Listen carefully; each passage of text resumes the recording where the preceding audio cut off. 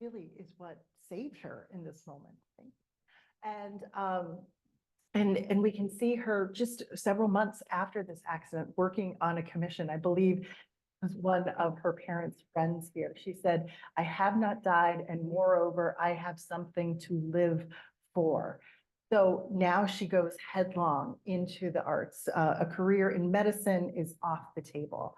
So so I wanted to share with you, in keeping in mind that this section is really about her body, her wellness. This is a drawing that she did, a self-portrait really, that was only discovered, I think, in the past 20 years or so, locked away in a closet in the house that she grew up in. And we can see Frida Kahlo sort of wearing traditional Mexican clothing here, but we can also see through the clothing. It's almost like an X-ray.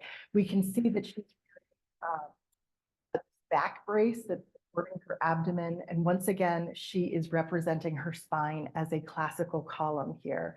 We also see these little blue butterflies on her leg, which probably indicate like a lack of sensation there. And then we get the sense that all of this clothing that she was wearing was meant to hide everything that she was experiencing in terms of her body. She was known to say that appearances can be deceiving. So here she is struggling to maintain some sense of self in the face of all of this pain, but also was very conscious of the way she was projecting herself, presenting herself to the world. So we're going to take a look at a few images that would probably have Frida Kahlo categorized as a surrealist. It's a pretty unusual, called The Dream of the Bed from 1940. Surrealist because here she is in her canopy bed, flying through the clouds while she sleeps. It has that aspect of the combination of illogical things here that would seem to make it surrealist.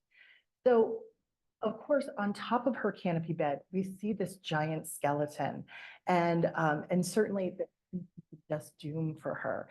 I always read this in more of an optimistic way. The fact that there are these vines that are spreading out over her chest and leafing out around her as she rests, to me, it suggests restoration, it suggests renewal, regrowth. Good things are happening as she's sleeping. But of course, there is that giant skeleton, and his body is wired with dynamite. It's very foreboding. So for Frida Kahlo, I think she kind of understood this contrast here to be the understanding that even as you're healing, even as you're renewing, that death is always kind of looming around the corner. Believe it or not, she actually slept with that actual skeleton on top of her canopy bed. And apparently her husband hated this, but she got a kick out of it. And it's just this reminder of we are here for a short time, certainly. I'm sure that was always at the forefront of her brain as well. So this next, again, deals with Frida Kahlo and her body and sort of how she is thinking of her physical being as she's recovering from this horrible accident. In this case, she's lying on this strange landscape. There's no plant life here. It seems very arid. It also seems kind of torn apart in some ways. There's like crevasses here. Frida lies on her side, looking out at us very nonchalantly, right? But there is this big gaping hole where her torso should be. And in its place, there is this network of vines that are sort of crisscrossing each other and expanding out across her body. And they are leafing into these huge green leaves that then have red veins in them that break the bounds of those leaves and seem to want to take root in this very arid space here, a place that doesn't seem like it would be hospitable to any kind of growth. Frida called this one roots. This is from 1943. So even in this case, it kind of suggests that even when there's good growth happening, that maybe even the environment around her wasn't necessarily hospitable to this kind of growth. When it comes to thinking about her body, this one's tough. This is, I think this gets right to the heart of the matter. This is a painting called The Broken Column from 1944. And here she just pours it all out on the canvas, all of that pain. She has ripped her body open. We see another classical column standing in place for her spine. It's broken in all, virtually all up and down here. And her body, her nude body is covered in these little tacks, just to suggest even her flesh is sort of on fire and in pain. And then she's wearing this white brace to, again, kind of keep her abdomen together and upright and her organs in the right place. Once again, she's standing in this landscape that doesn't quite make sense. There's nothing there. It seems arid, it seems dry, and it seems like it's sort of splitting apart very much the same way as her body. So Frida, who traditionally does not show emotion in her self-portraits here, has this kind of stoic expression, but has also released the tears. They're just pouring down her cheeks. So when it comes to a work like this, art historians oftentimes compare this to somebody like Vincent van Gogh, where we see this insight into his emotional and psychological state through his self-portraits. I would say Frida Kahlo's on a whole other level. I don't think Vincent van Gogh ever even painted himself crying, but here, not only do we see the tears, but we see the reason why. Incidentally, this back brace that she's wearing was part of a touring exhibition. And if I'm remembering correctly, it's not just fabric straps here. They're actually fabric around like a steel corset, essentially. So it would be something that was very uncomfortable to wear. Now, speaking of uncomfortable, this next image is one of the toughest images in the program. So I have a little trigger warning for you here. But here we see Frida Kahlo lying in bed, probably recovering from a given operation. And she's in kind of like a form of traction over here. We can see that her chin has been stabilized and tied to the back of the bed. Now, there's that nice myth that we know of Michelangelo lying down on his back and painting the Sistine Chapel ceiling. We know that's a myth. But Frida Kahlo did actually lie in bed, and with this homemade easel was able to paint while lying on her back sometimes. And that same easel, I think, is featured over here in this really tough image from 1945 called Without Hope. That same easel is functioning as a funnel here. And we can see this kind of grotesque amalgamation of all of these animals and meats that are being shoved down this funnel to her mouth. In fact, at this point, she had lost so much weight that her doctor said she should be force-fed. So here she is describing what that's like. Again, there's that stoicism on her face, but the tears are also coming down here. She's painted herself in, again, this kind of desert environment. We've got the sun and the moon sort of speaking to the constancy of this particular condition, but we'll also see her using that motif in other ways as well. So a really tough image to look at, but we can also imagine this was a particularly difficult time in her life. Now, I just love this next image here. It's so strange, and you kind of have to study it to really understand that it's a self-portrait. It's called The Mask. This is also from 1945, and you can just make out her tight updo, that black hair at the top of the picture. And here she is holding this orange sort of peach-colored mask in front of her face. It has the purple fringe on it. And this is a mask that also has the eyeballs kind of cut out. So there's definitely a creepy quality to this picture where you feel like she is looking out those eye holes towards you. But the mask itself is twisted into this grimace that she would never allow herself to exhibit, especially not in any of her pictures. So it's so interesting to me to don a mask that shows that kind of pain and suffering. The mask itself is crying in this case.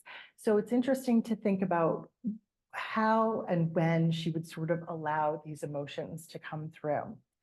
So in the mid 1940s this was a particularly difficult time for her in terms of surgery. The following year, she would have a surgery on her back that she was very hopeful would be successful. And afterwards, she painted this image of the wounded deer. Um, it turns out the surgery did not work as she had hoped. And this was her response to that experience. Now, Frida Kahlo loved animals. She actually had a pet deer herself, believe it or not.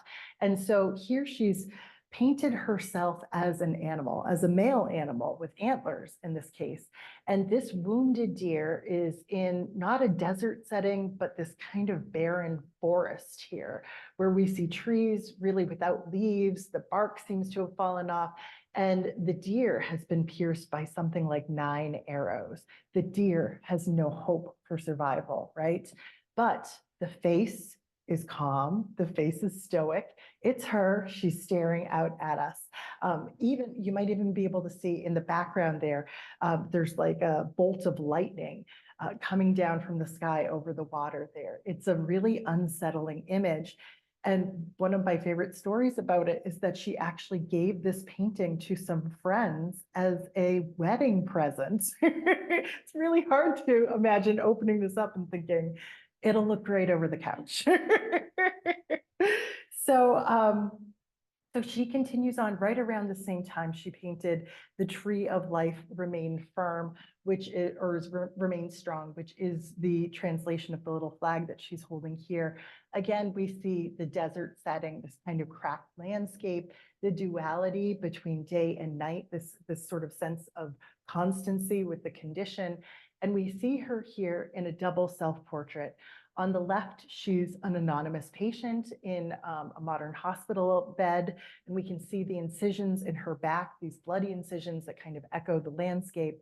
And then the other side of the coin, right? The woman that she presents herself as during the day, even though it's under the moon here, but she's wearing more traditional Mexican clothing and wearing a back brace and holding a back brace. So it's kind of like, here's how I keep it together when I'm not here in the hospital.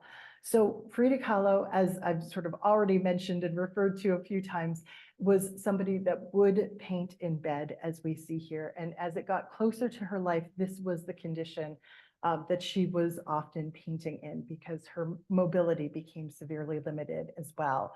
So the last image that I wanted to share with you from this section is one more self-portrait. This one was done in 1951. And it's a self-portrait dedicated to her doctor, Dr. Farrell. And I always kind of chuckle because she really nailed the portrait of her doctor here. It looks just like it. But we can see that she's literally pouring her heart out onto the canvas here in this work. Now, this doctor actually performed 7 surgeries on her spine in this 1 year. And she felt very grateful to him for the work that he had done. So she paints herself, painting him at the easel, and her artist's palette is painted with an anatomical heart on it. And it's sort of like a way to give him her heart in a language that would mean something to him, right? She's also wearing this big white smock and holding a quiver of paintbrushes here that seem to kind of drip down a little bit of red paint or something that looks like blood there. We also notice that she's using a wheelchair in the final years of her life. Excuse me. So we see this struggle, to overcome the physical implications of that trolley accident that she was in when she was just an 18-year-old. And it really has these ripples throughout her life and very much influences the kinds of paintings that she was creating. Her raw vulnerability in terms of showing this pain, like I said, is unparalleled in the history of Western art. So what we're going to do now is shift our attention from her body to her mind, to her emotional state, and think about Frida Kahlo in terms of love, loss, and heartache. Now, remember, she said this guy was worse than the trolley. Let's prepare ourselves for that. So this is Frida Kahlo and her husband, Diego Rivera. He was an internationally renowned, famous painter when they got married. And we can see them here in two portraits. Over here on the left, I believe this was on their wedding day. So Frida and Diego actually met when she was a young teenager, but that was kind of just in passing. He was working on a mural at her school. They had a brief exchange, but nothing really started up between them until she was in her early 20s. Now, he was about 20 years older than her. He'd already had two common law wives by this point. And as you can see, they don't exactly look like a perfect match. In fact, her mother referred to this as a union between an elephant and a dove. So nobody really saw these two coming together, but they had a lot in common. They both had a wicked sense of humor. They loved politics, were very engaged in politics, obviously loved art, and they were both like these deep wells of information and knowledge. And that's something that they very much respected in each other. Now, I should also mention too that they were both fairly dramatic. That comes up in terms of how they relate to each other too. Now, it's really fun to kind of play out the differences between them though, because as a muralist, his job was so large. It was so physical. It required his entire body. He was making works on a grand scale. So this is just one example of one of his murals. This is at the National Palace in Mexico City. And we can see him over there on the scaffolding, standing, making a similar work like this. Most of the time he sat in his chair, but just imagine climbing up on the scaffolding. It's physical work. It's the kind of work that his wife with a broken spine could never have done. Now, train your eye on just one detail in this very large painting here, maybe these guys in armor over on the bottom right. And here's just another view of that same painting. There's the guy in armor. You can just see it goes up around the stairwell. This is a massive painting, and it's just one example of the kind of work that Diego Rivera was producing. So to say that they were internationally known when they got married is like an understatement. Everybody knew, really, her husband. She was referred to as Frida. And even in this early portrait that she painted of the two of them, this is just after they got married, she portrays him larger than life. He's the artist. He has the paintbrush and palette here, and she's the dutiful wife. She's the one making the painting, and she doesn't even give herself the paintbrush here, which is really interesting to me. So her career as an artist was always, during her lifetime, secondary to his. She played second fiddle, and that was a role that I think to a certain degree she was comfortable with. She was sort of comfortable adapting to what Diego Rivera thought a Mexican wife should be like. She played this role very well. But that's not to say she didn't have aspirations of her own in terms of her career. So I want to take you to Detroit. We're going to visit the Detroit Institute of Art, where Diego Rivera was invited in 1932 to create this very complex cycle of murals. He worked on this for about 9 months. There's 27 paintings total. And this image doesn't even do justice for just how large and incredibly complex these images are. But they refer to essentially the auto industry because it's Detroit and everything there refers to the auto industry. So we see all these figures working in a factory down at the bottom. We see the complexity of the factory just behind them. And then your eye sort of goes up to these grander beings. They're almost godlike beings. They seem like they're from an ancient history, and they actually seem more like they're from Mexico than from Detroit. So Diego Rivera is inserting a little bit of his cultural background in a picture like this. Now, oftentimes, Frida Kahlo would travel with him while he was working on a big cycle of murals like this. And remarkably, while she's in Detroit, she gets pregnant. Very unexpected considering what had happened to her body not too long before this. And so maybe not surprisingly, her body was not able to keep this pregnancy. And this next image is also pretty hard to see. I'm not really familiar with anybody else in the history of Western art painting their miscarriage. And it's heartbreaking to look at, but we can see she's showing us that this happened in Detroit. The bed is labeled the Henry Ford Hospital. We see a little bit of the factories in the background. Instead of that dream of the bed where she's floating around in the clouds, here she's just kind of hovering over this flat landscape here. There's no reference to the Mexican landscape. Now, notice how there are all of these red lines kind of expanding out from her hand, from her abdomen here. And they're all gently tied off to these disparate objects that are floating around her bed. And so they kind of function as ribbons, but they kind of function as blood vessels too. So we see the baby that she lost. We see like a medical model there that kind of shows us female anatomy. We see a snail at the top too, because that's a reference to how slowly all of this happened. And she's portrayed herself naked on this bed, once again, with just one tear coming out of her eye. So it's a heart-wrenching scene. And some of these other things are just references to things that look like female anatomy and things that she saw in the hospital. So the loss of this baby was something that also impacted her husband. And it is said that he even altered his design for the Detroit Institute of Arts while he was working there. We can see on this wall, there are these grand female figures in the upper corners here, and then connecting them across the way, there is this scene that sort of looks like the roots of a tree kind of taking hold in the ground.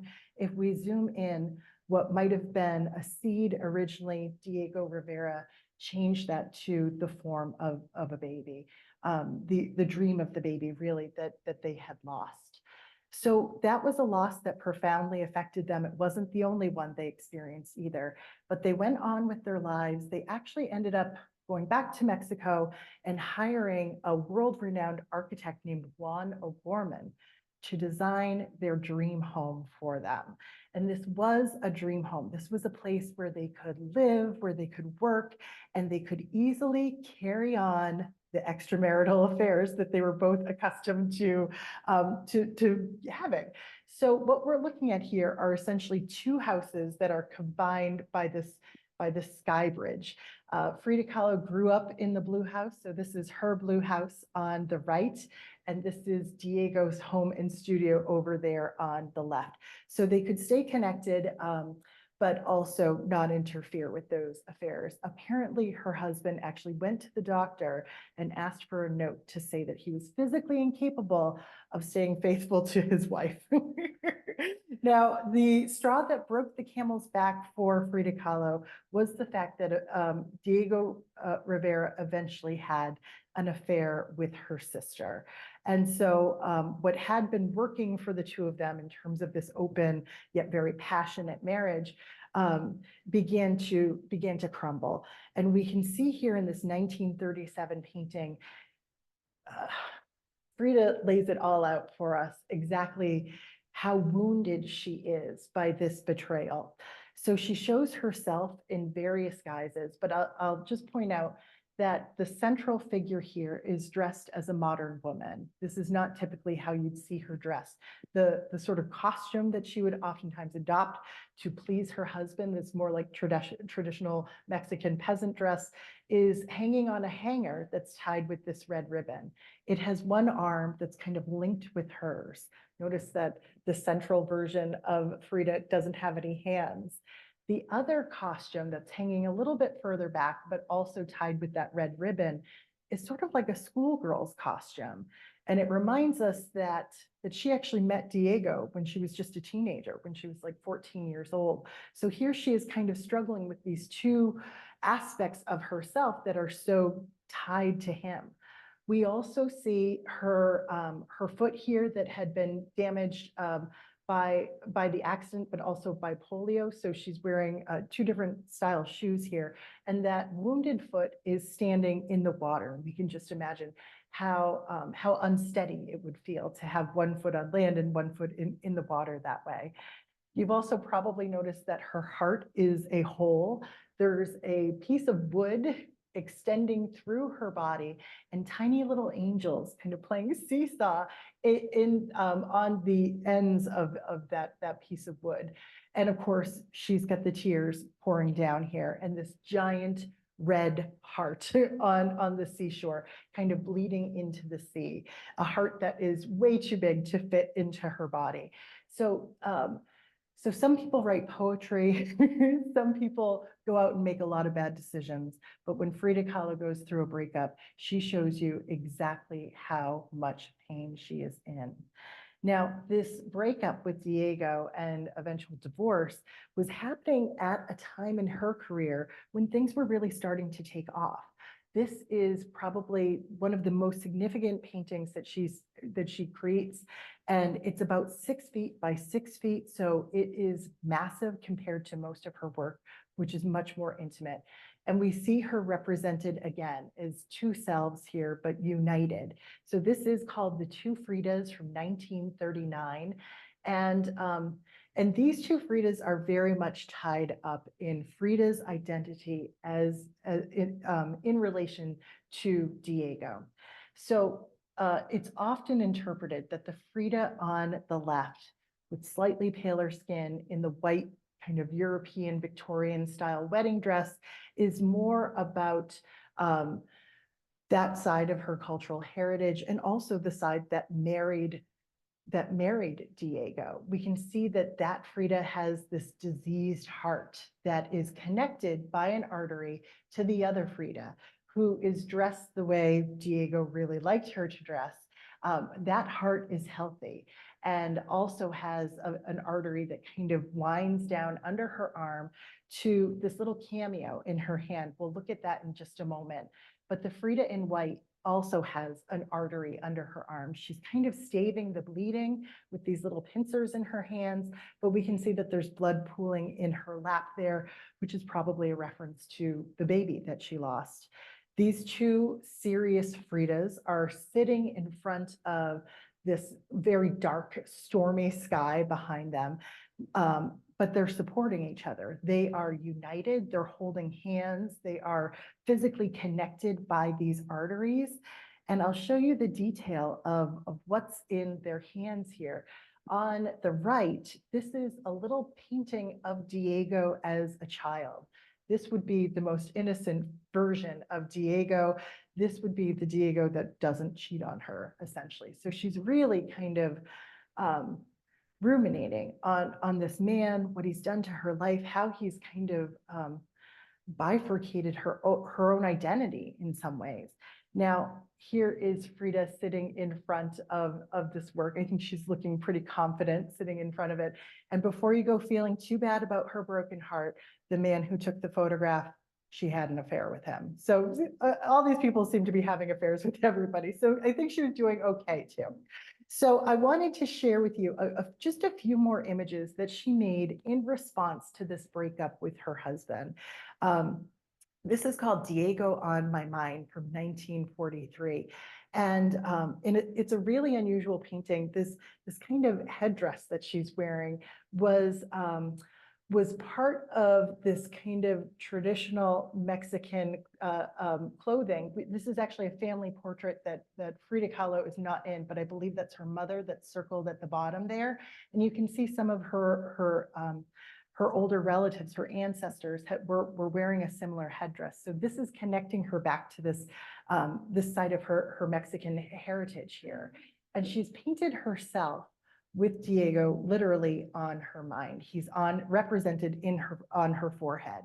It's such a strange image because the white threads of that headdress extend in every direction. It's like they're being pulled by the frame itself.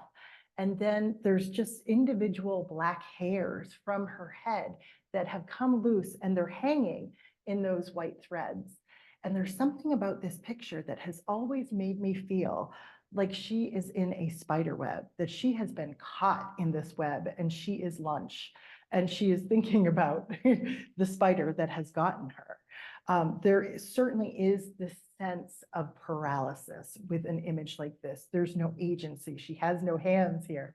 And then in this painting from 1940, we can see that she does what a lot of women do after a breakup. She has cut her hair. It's time for a transformation, right? But this haircut is all about Diego. The lyrics at the top here translate to, look, if I loved you, it was because of your hair. Now that you're without hair, I don't love you anymore. So that's even sort of a song from his perspective, not hers, right? But she is now adopting men's clothing. She's got the shorn hair, and there's maybe a new sense of confidence. I will just say that all of this cut hair that sort of worms its way around on the foreground of this picture, this is also very surreal too. This is, as we know, this is not what a haircut really looks like. So how do things end with Diego and Frida? Well, just the way they would want it. They got remarried. I think they were only divorced for about a year. So they get remarried, they stay married through the rest of her life. And then he goes and he buys her childhood home, that blue house. There they are on the balcony there. And they let her father live with them until he passes in the early 1950s. So she is really happy to be there. It's a good place for her. It seems like she can connect with kind of all facets of who she is while she's there. And then we see her literally putting the pieces back together. She's got this updo now where it's almost like she's taken all of that hair that has been cut off and put it back in this updo. And she has to kind of renegotiate her identity now that she is back in this marriage and had always kind of played this certain part there. Now, the intensity of her passion for Diego, maybe it only strengthens as time goes on. This is a painting that she did for their 15th wedding anniversary in 1944. And I think when most of us think of wedding anniversaries, we might think of a nice picture side by side, but not a combination of our faces. Most people recognize that in a relationship, you're still two singular beings. Here she says, we are one and the same. We are two halves or two sides of the same coin. She merged their faces together and then added these like biomorphic forms, also included the sun and the moon there. So she's really talking about a very intense connection to this man. When she wrote about him in her diary, I mean, it was, it would sound like the way a 15-year-old might write about a crush. It was like this burning, intense pain and love that she had for him. We see a little bit more of that in this picture here, which is called The Love Embrace of the Universe, the Earth, Diego, me, and their dog. You can see the dog in the lower left here. So, so we have this sense of a greater connection to Mexico and even the universe in a picture like this, and that each element here is kind of embracing the next, including an embrace of Frida. So Mexico is kind of situated just behind her. And we can see that Mexico's chest has sort of cracked open a little bit. There's even one drop of milk coming from the nipple of the breast of Mexico. So we see Mexico as a mother in this scenario. Frida sits on her lap as a child of Mexico. And you'll notice that she has a similar split in her chest, and almost like the suggestion of like mammary glands that are active there, but she's in a slightly different circumstance. She is not holding her baby, but her husband, an infantile version of her husband. And even though she's made him childlike here, he's nude and cradled in her arms, she's also given him a giant third eye, referring to that wisdom that she always thought of him as having.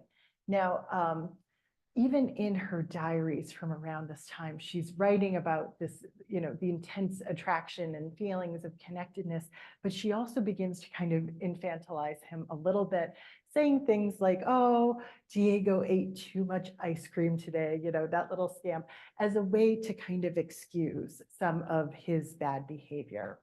So as we finish up thinking about some of her heartbreak over the years, we go back to this notion of Frida as the woman who wanted to be a mother, but wasn't capable of being a mother.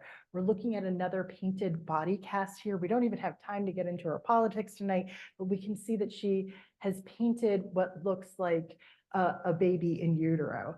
And just to pull up her shirt and share that with anybody, I think is such a heartbreaking moment for somebody who had been pregnant and who had lost that pregnancy. She said, painting completed my life. I lost 3 children and a series of other things that would have fulfilled my horrible life. My painting took the place of all this. I think work is the best. But again, just making herself vulnerable in this way. So you don't have to have a PhD in psychology to understand sort of how the pets fit into the rest of her life and the rest of her body of work, because there are a lot of self-portraits with monkeys, and they're sort of like an updated version of the Madonna and Child. They kind of are her stand-in children in so many ways. Really charming pictures. I'm just going to kind of fly through a few more of them. She also had the dog, as we know, so there's a few paintings with the dogs, and then even the birds.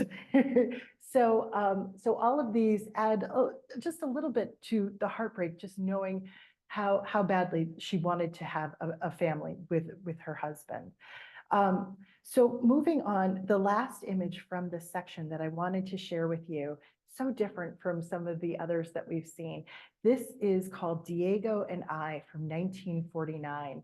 And it's like she's come undone. That tight updo that she was always wearing, her hair is down. It almost looks like it's choking her in some ways. And she is very close to the surface of the picture plane. This is a really intimate picture for us to look at. She's got that stoic gaze, but she's got the tears. And of course, Diego is on her mind, literally with his third eye once again. Apparently she painted this shortly after hearing that he might be running away with like a Hollywood starlet. That didn't actually happen. He stayed with her through the rest of her life. Whether or not he had more affairs, I think we can probably safely assume that he did. So we head into our final section here, thinking about how things wrap up for Frida Kahlo, this woman who has suffered so much physically and emotionally.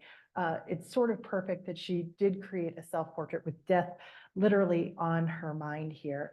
Now, in the last few years of her life, her ability to paint rapidly declined. She couldn't create the kind of self-portraits that she was known for painting.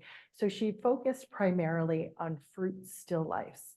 And once again, you don't have to have a PhD in psychology to read a little bit into these split open pieces of fruit. There's a lot of references to maybe genitalia in images like this, but there's always a little bit of patriotism, her feelings about Mexico with the little flag here, and references to pets and other things that she loves in a picture like this. So there is a sense of self and even a self-portrait in a work like this. I'm always stunned when I see this work. It's in the LA County Museum of Art collection. This is Weeping Coconuts from 1951. Here we've got more cut up fruit, and these coconuts here remind me so much of that mask that we saw before. It's like another stand-in that lets her kind of imagine just how hard she might cry if she allowed herself to do that. The flag translates to painted with all of the love, Frida Kahlo. So in the last few years of her life, we see that she's lost a lot of weight. She's still working in bed.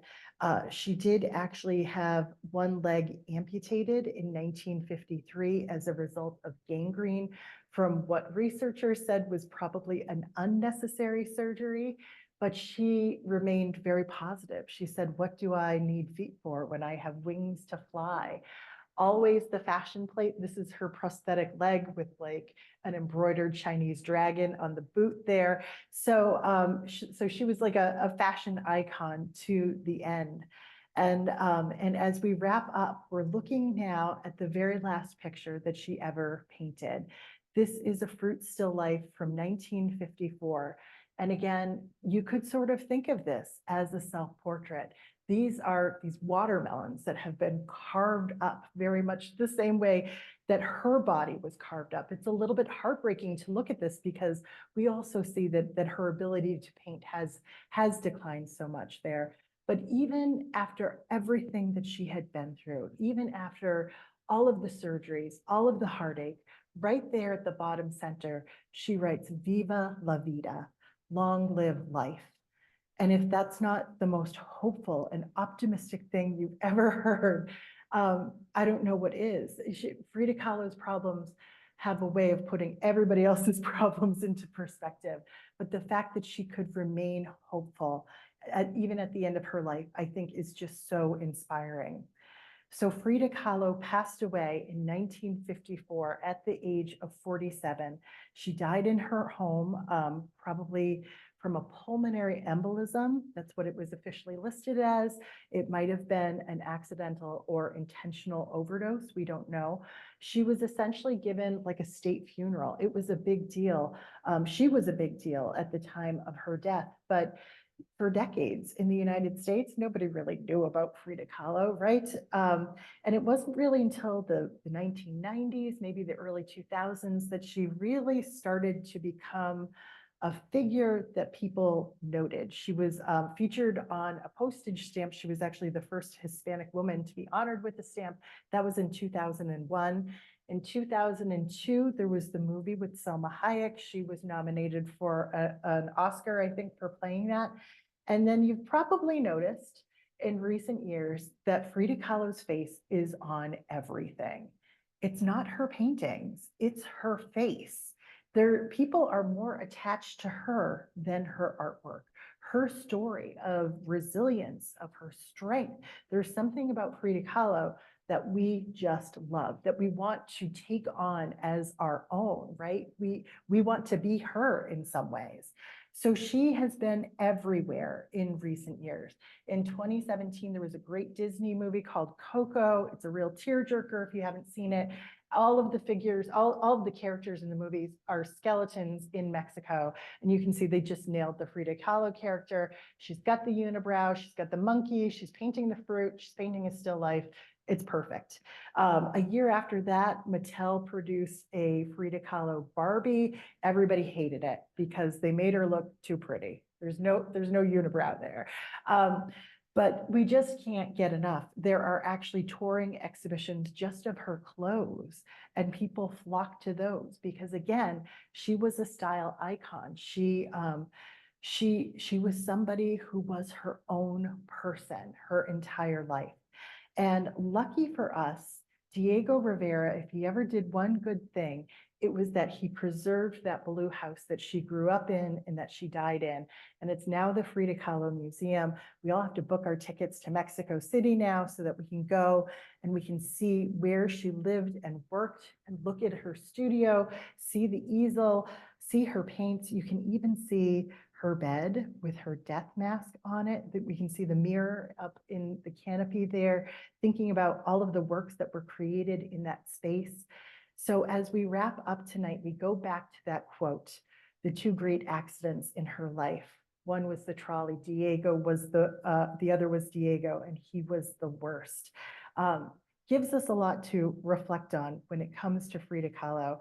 I want to leave you with these two images here because there was a fellow artist, a surrealist artist, who once described Frida Kahlo as a ribbon wrapped around a bomb. And I think that really gets to this power, the secret strength that she had and the beauty that she could wrap around it. And she's somebody that I think will always feel this sense of connection with because she suffered so much, but she gave us so much, even through it all. I think we'll all be loving Frida and probably wearing Frida t-shirts and what have you for years to come because she was and still is such an inspiring figure.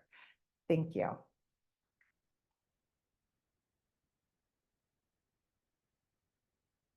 So I think, do we just want to do questions here? Yeah, or we can do it here. Yeah. We'll try to do it next. Sure, sure. Any questions? I know this group and I have a feeling you've all seen this program before. Yes. I think a lot about Frida and Diego, how important Yeah. in her life, and I wonder, I see a parallel, bit of a parallel between George and Robert Stewart, Mm, Frida and Diego, because I don't know if it was that profound, but Pedro Keith, I think, also started to get in her art Yeah. and her identity to famous photography. Yeah. See a little of that? I definitely see a parallel there. And part of it, I wonder if it was just the times too, because those were both relationships at the first half of the 20th century. And there weren't really women artists then, it's like this idea that you're going to be a professional artist that seemed almost silly.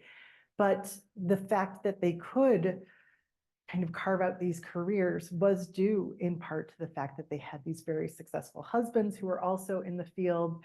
So they had this undue control and say in their lives, right? But there was this almost desperate connection between each of those couples, right? Very passionate.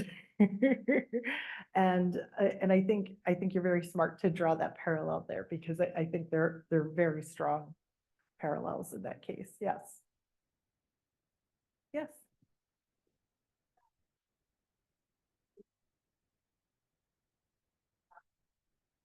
Mm. So the question was, do I know anything about where she got her clothes? Because I've been calling them traditional Mexican clothes. Did she design them? Where did she get them? This is a great question, and I'm embarrassed to say I know nothing of her clothes. I always just assumed, never safe to assume, but I always just assumed that that these were things that she purchased and did not design.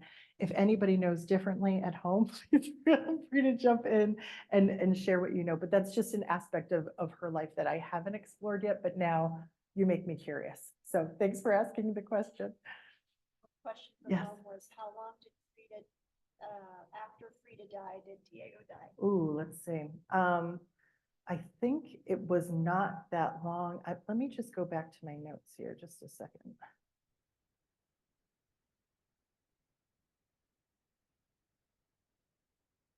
I might have it here. I might not.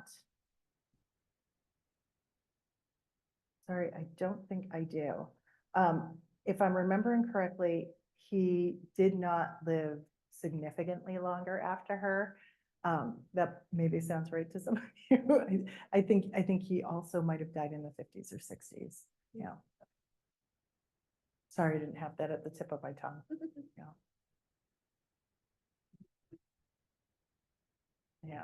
Yeah.